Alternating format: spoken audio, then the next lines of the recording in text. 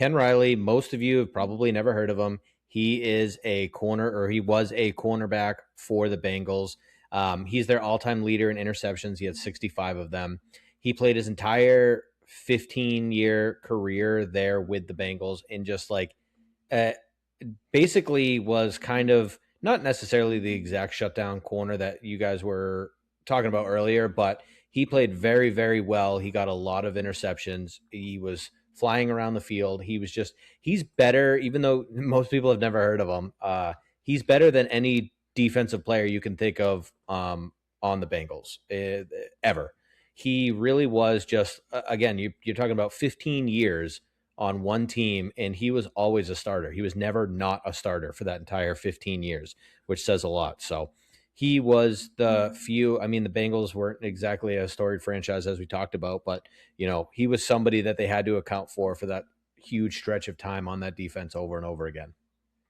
So yes, and for everybody who didn't hear me the first time, I am talking about Ken Riley. Thanks. Who? Yeah. Legitimately who? I have never heard that name in my life. I love football. Yep. Never heard that name in my life. Look up some highlights. You'll be impressed. Except for the fact he only played on the. I'm pretty sure he only played on the right side of the field. I don't think he ever went on the left. Like how Darrelle Revis could play anywhere. This was not so much. But maybe that was because of the time. Maybe he had the ability to. But that's what I remember about him. Were all of those picks off of Joe Namath? Anyway, on to you. Who's your third best player or your best remaining pick litter for the Cincinnati Bengals? Take a guess. No, I'm just kidding. I'm gonna have to go with Chad Johnson because, well, you're talking about his whole Bengal career. Yeah, Jamar Chase might have a better peak right now, but who knows about his longevity? Where, Chad Johnson had over 10,000 receiving yards for the Bengals. He had multiple seasons of over 1,300 yards, lots of touchdowns. He was like the offense for quite a while.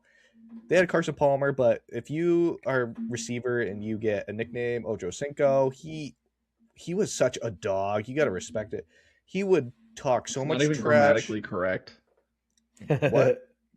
It's Yeah, not even 'cause it's grammatically 8'5", correct. not It should be 85, Ochenta yeah. Cinco. Yeah. But anyways, like he would send like teams deodorant like 2 weeks before the matchup and like leave them notes saying like you can't cover me, like this covers you, sort of thing. Like you're gonna need this on game day Yep. because you're gonna be sweating. Like the games I he love played off the field are also insane if you hear about some of his stories. And The stories about when he would call up his coaches, be like, "Hey, I just 2 o'clock in the morning. Hey, I just want to let you know I'm open." And then click, hangs up the phone. Amazing. It's so good. And he had like a long, productive career, so he was able to do like the short stuff, get deep. He was really, he was an intense. Some of the talent. best feet. Yeah, some of the best footwork of all time for the And he wide played receiver with like position. the 2000s Ravens and the 2000s Steelers, so you got to like put that into consideration too. Where those defenses now aren't what they used to be. So, and he was able to put up context great numbers. matters. It does. Yeah. Okay. Fair enough. I would take AJ Green over Ochenta Cinco. I think that's more of a toss up, but I get it. Yeah. You don't need a nickname.